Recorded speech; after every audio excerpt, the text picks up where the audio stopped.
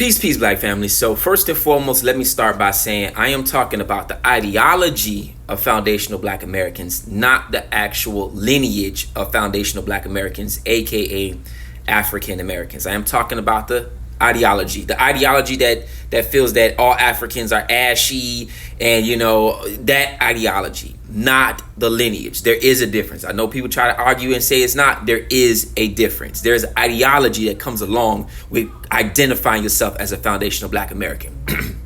But with that being said, one of the best things that you can do as a Pan-African or as an African in general is stop going into their spaces. Stop trying to argue with them. Put them in the goofy corner. Leave them alone. Don't bother them, because when you do, you then provide them more content.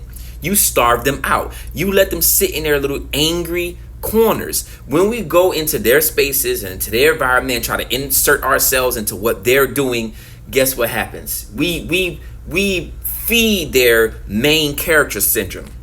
The idea that, see, everybody want us to be African. Everybody chasing us. Everybody, being after us. We the stuff over here. Hey.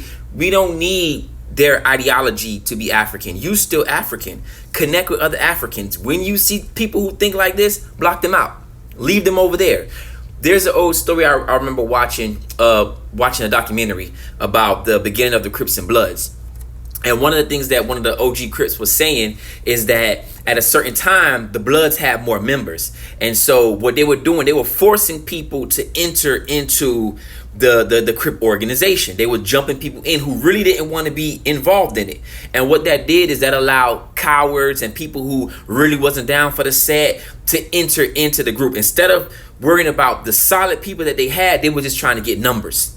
And that's what we do when we try to convince, you get what I'm saying, people that they African. Leave them in the goofy corner. Stop giving them the material. Starve them out. This is why they making videos like, are people trying to drag FBAs into Pan-Africanism? Like, that's why they have that content. Leave them alone.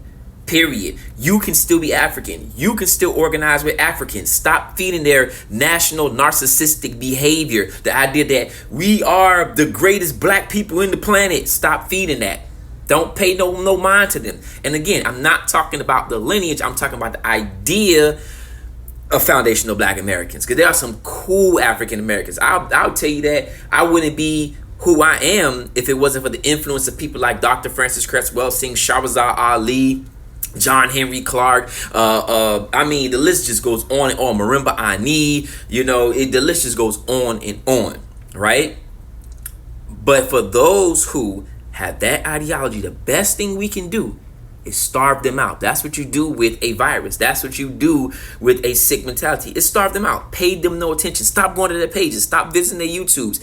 Stop giving them material. Starve them out and build as Africans. Show them what Pan-Africanism look like. Show them what it means to be a real African. That's the best thing we can do. Trying to convince them is not going to work.